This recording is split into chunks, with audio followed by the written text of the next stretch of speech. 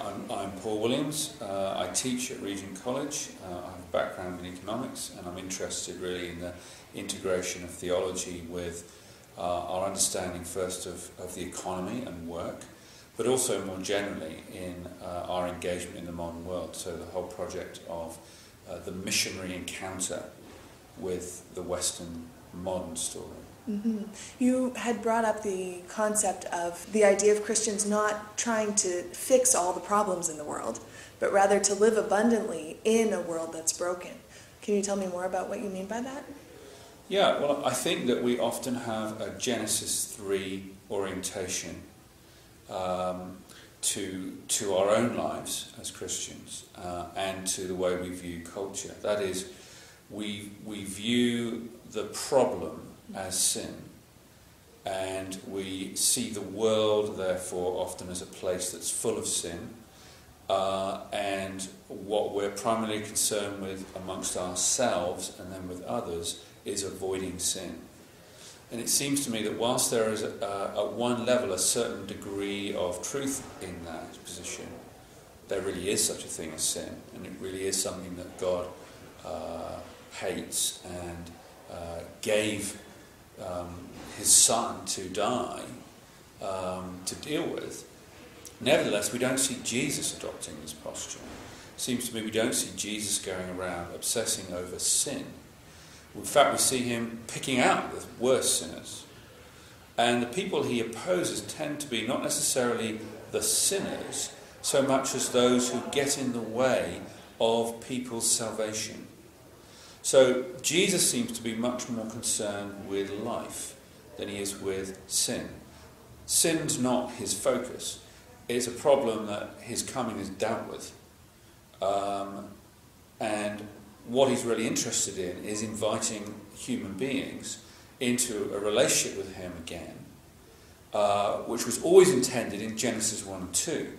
So we perhaps need to stretch our reading of the Bible back into Genesis 1 and 2 far more deliberately, intentionally and regularly.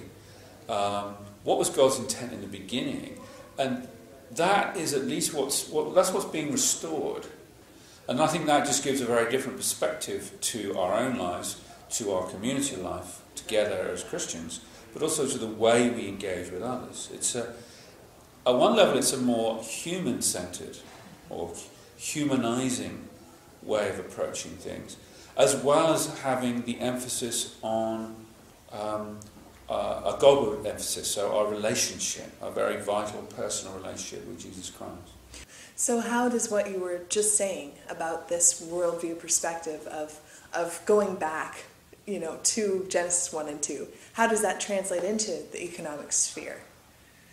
Well, I think that first of all, we have depicted for us in Genesis 1 and 2 the basic framework in which creation is good.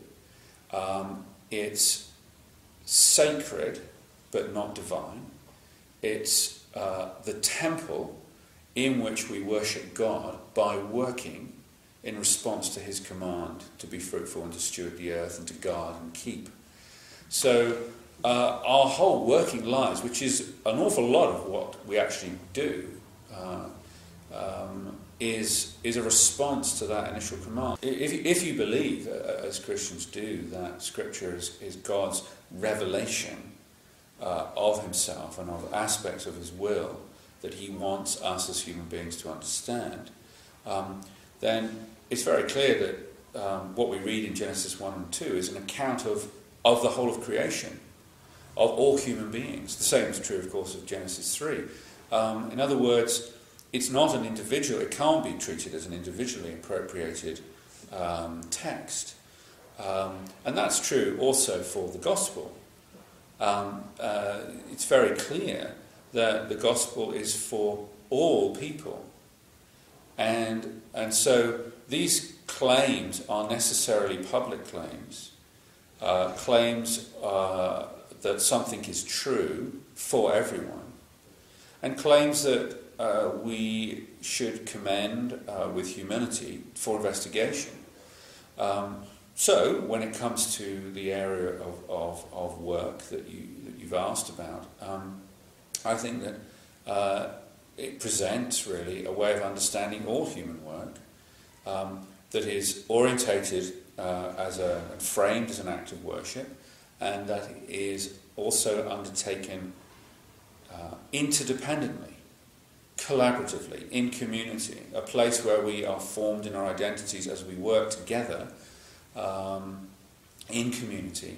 Well, I think that if you look at the modern business enterprise, we have a number of, in general, one would want to say a number of positive things about that even our own language, the company or the corporation, the etymology of these words speaks to what I've been talking about. A company comes from the Latin companus, those with whom I share my bread. Or the corporation, of course, comes from the Latin for the word body. So these are corporate images of sharing and of working in order to create something together. And that creativity itself, an aspect of God's nature that we share in, and that working with creativity together are both fundamentally important. So any organisation that is engaged in that, we can affirm at that very basic level. But we can then go a bit further. We can say, does the particular institutional form that we have today help or hinder the underlying objective or purpose of cultivating creation, guarding and keeping, stewarding the earth?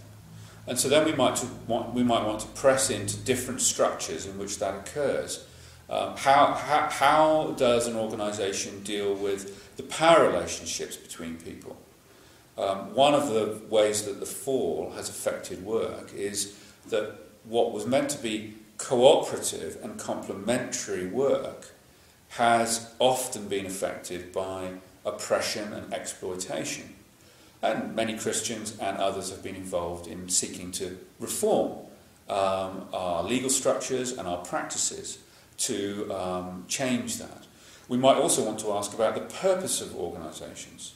Now, by that I don't mean what their particular mission statement is, but how their purpose is fundamentally shaped by our institutional environment. So, for example, I think we need to ask very, very pressing questions about the public corporation as a form, because we've legally structured it to profit maximise.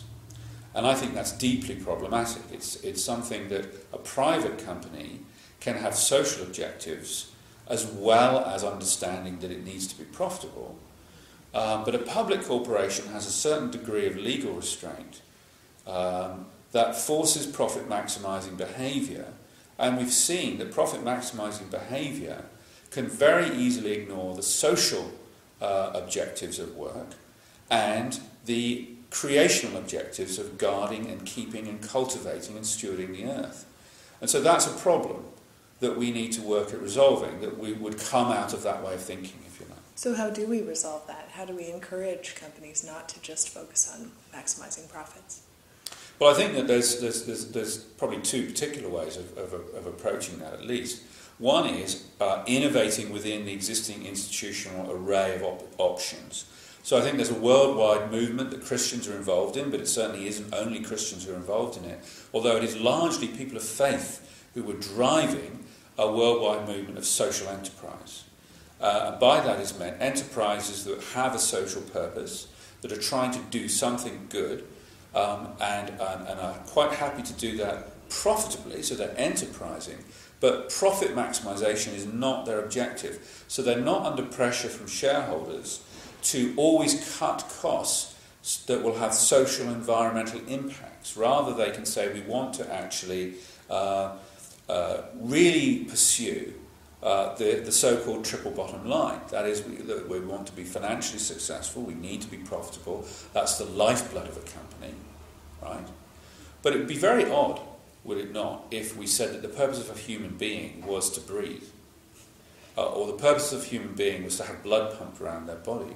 But that's really what we've done in the public corporation. So that's a structure that we really need to change. We need to legally get rid of the requirement on public companies to profit maximise. And we need to do that in a way that enables time for the huge adjustment of shareholders and institutional investors to accommodate to that. But it's essential that we do that, because otherwise we're constantly fighting a rearguard battle of having public money or public regulation undo the damage caused by the profit-maximising firm. No amount of regulation is going to come up with a terribly effective system in that regard. But it does require regulatory change to the institutional form, in other words. So that's how you incentivize that alternative? Well, I think we're already seeing. I mean, it may be that kind of legislative change faces so many vested interests that it'll be very difficult to achieve.